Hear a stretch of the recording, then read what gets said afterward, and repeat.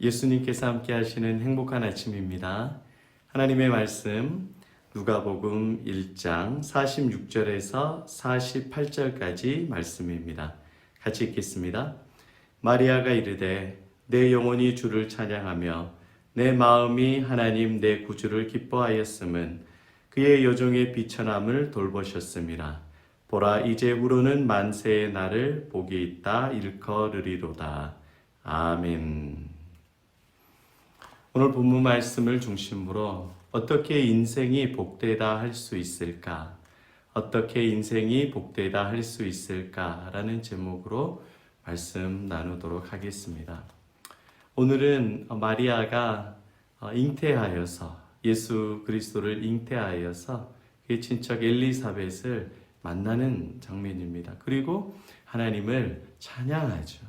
내 인생이 복되다. 내 인생이 행복하다 찬양합니다. 여러분 그런데 마리아가 그렇게 행복한 상황이 아닙니다. 처녀의 몸으로 임신을 했어요. 약혼만한 상태인데 임신을 했습니다.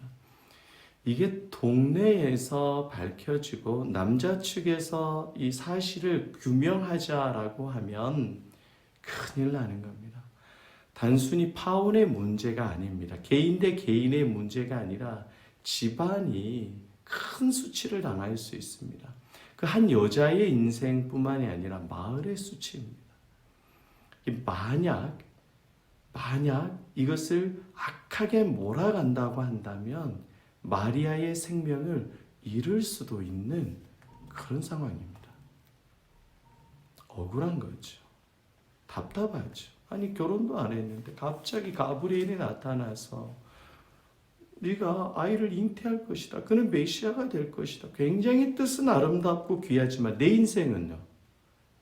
내 인생은 어떻게 되냐고요? 하나님의 뜻 이루는 것 좋은데 내 인생, 내 가정, 동네 사람들, 그 주변 사람들의 눈치와 삶은 고려 안 해주시는 겁니까? 하나님의 역사를 이루는 건 좋아요. 근데 나도 살아야 될 것 아닙니까? 마리아가 잉태됐다. 굉장히 답답한 일입니다. 고민이 가득한 일입니다. 근데 마리아가 엘리사벳을 만나고 또 성령의 은혜를 경험하고 나서 그가 이렇게 고백을 합니다. 만세의 날을 복이 있다 하리라. 만세의 날을 복이 있다 하리라. 그래서 마리아를 굉장히 높게 여겨요. 천주교에서. 이건 잘못된 겁니다. 마리아는 예수님이 나올 수 있는 거룩한 통로죠. 근데 마리아를 성녀로 높이는 것은 굉장히 잘못된 태도입니다. 우리의 구원자는 마리아가 아닙니다. 예수 그리스도밖에 없는 줄로 분명히 믿으시기를 바랍니다. 그런데 마리아가 왜 복되느냐? 메시아를 잉태하고 메시아를 키웠기 때문에 구원자 메시아를 그가 낳고 키웠기 때문에 그 하나님의 구속의 역사를 이뤘기 때문에 마리아가 정말 귀한 거예요. 그렇죠? 그런데 마리아가 왜 자기 자신을 그렇게 비참한 상황 가운데 놓여두게 한 하나님, 처녀로 임신하게 한 그 하나님을 찬양할 수 있습니까? 본문에 보니까 내 마음이 하나님 내 구주를 기뻐하였다라고 말하고 있습니다. 내 구주를 기뻐하였다. 여러분 마리아의 인생의 주인은 하나님이었어요. 하나님이 내 구주라고 말합니다. Savior, 구원자예요. 죄로 인해서 죽을 수밖에 없는 인간의 구원자 하나님. 예수 그리스도 하나님이 내 인생의 주인이다 구원자라고 고백했기 때문에 하나님의 말씀은 whatever 무엇이든지 간에 yes 하나님의 말씀은 예가 되고 아니요가 되지 않았어요. 이게 종의 자세입니다. 그렇기 때문에 하나님께서 나에게 불합리하다고 내가 받아들일 수 없다고 내 인생은 어떻게 되느냐라고 그렇게 원망하며 따지지 않습니다. 비천한 종이오니 주의 뜻이 이루어지기를 원합니다. 그 결과가 어떻게 됐든지 간에 내 주인이신, 나를 사랑하시는, 나보다 나를 더 잘 아시는 그 하나님, 나를 복주시는 그 하나님, 내 인생을 책임지시는 그 하나님의 뜻이 이루어지기를 원합니다. 라는 그 믿음의 고백이 있었습니다. 저는 사랑하는 여러분, 여러분의 인생의 구주는 누구십니까?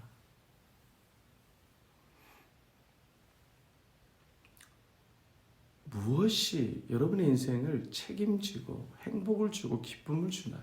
하나님입니까? 아니면 돈입니까? 자녀입니까? 세상의 기쁨입니까? 쾌락입니까? 만약에 하나님 외에 다른 것이 여러분의 기쁨이고 구주가 되면 하나님이 뭐라고 말하면 글쎄요, 하나님 잠깐 생각해 볼게요. 야야, 이거 이렇게 헌신하고 이렇게 순종하거라. 주님께서 말씀하시면 하나님 잠깐만요. 지금은 너무 바빠요.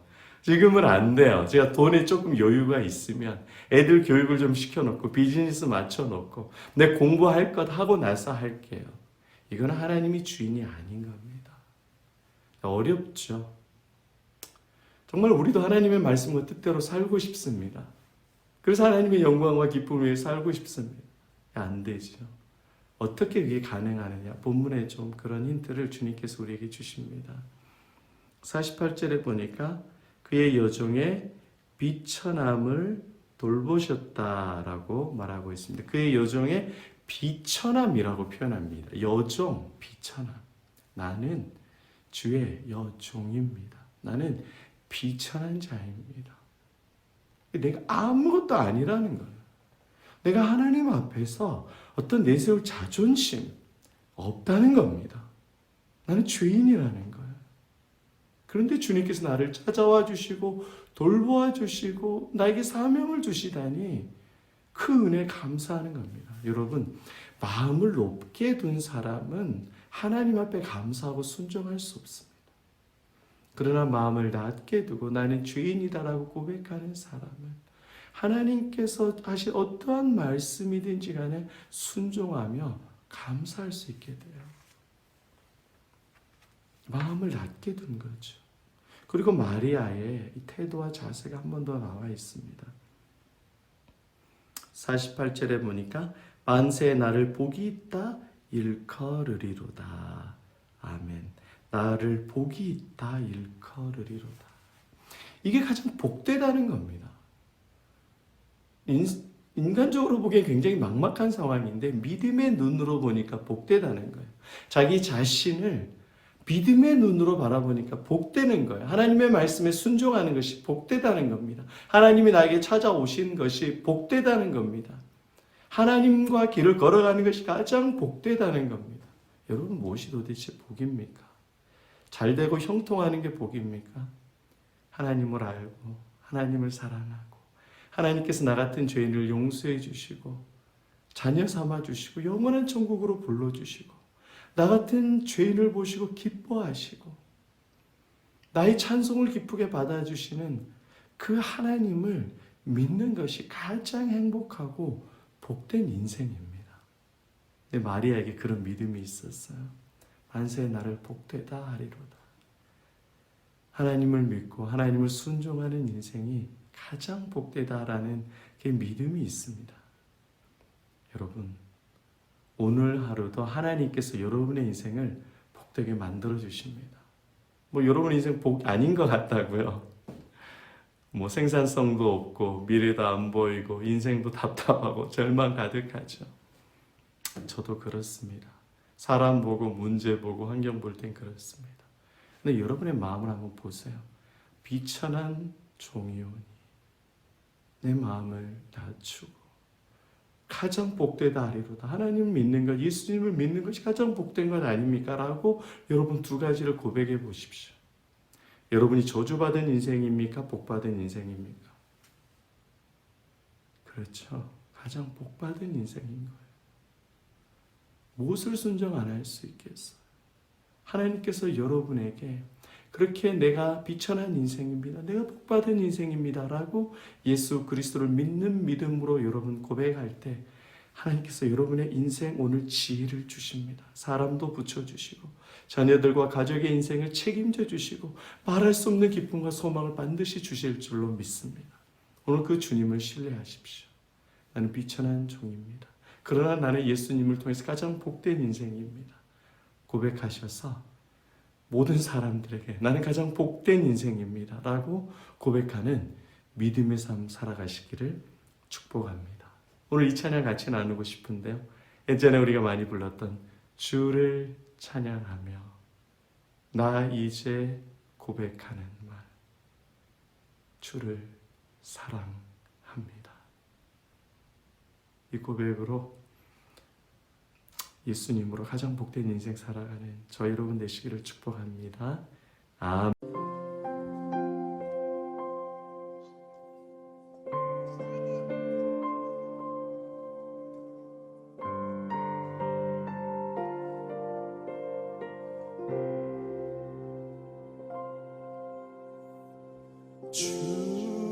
주를 찬양하며 나 이제 고백하는 말 주를 사랑합니다. 나의 모든 것 되신 주님께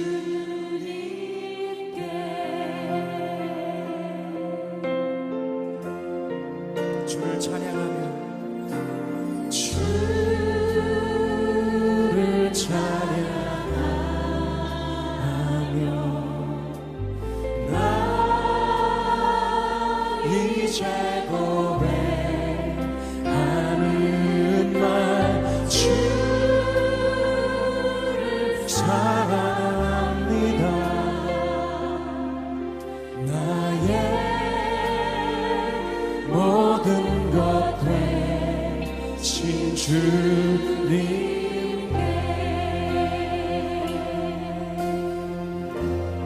손을 높이 들고 손을 높이 들고 나 이제 고백하는 말 주를 사랑합니다. 오 거룩하신 주의 이름 거룩하신 주의 이름 주의 이름 올리세 손을 높이 들고 손을 높이 들고 나 이제 고백하는 주를 사랑합니다. 오 거룩하신 주의 이름 거룩하신 주의 이름 주의 이름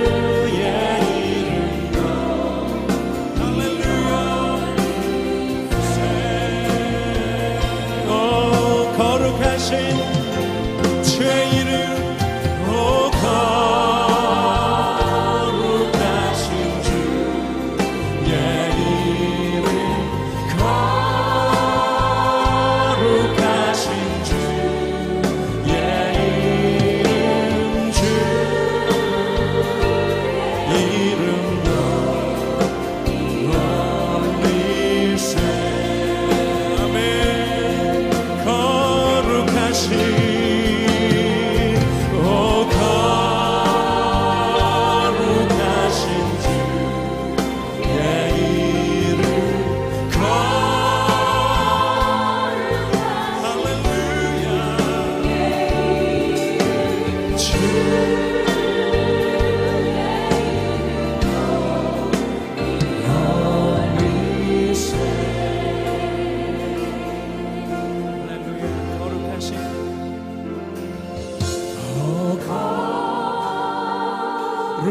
거룩하신 주의 이름 거룩하신 주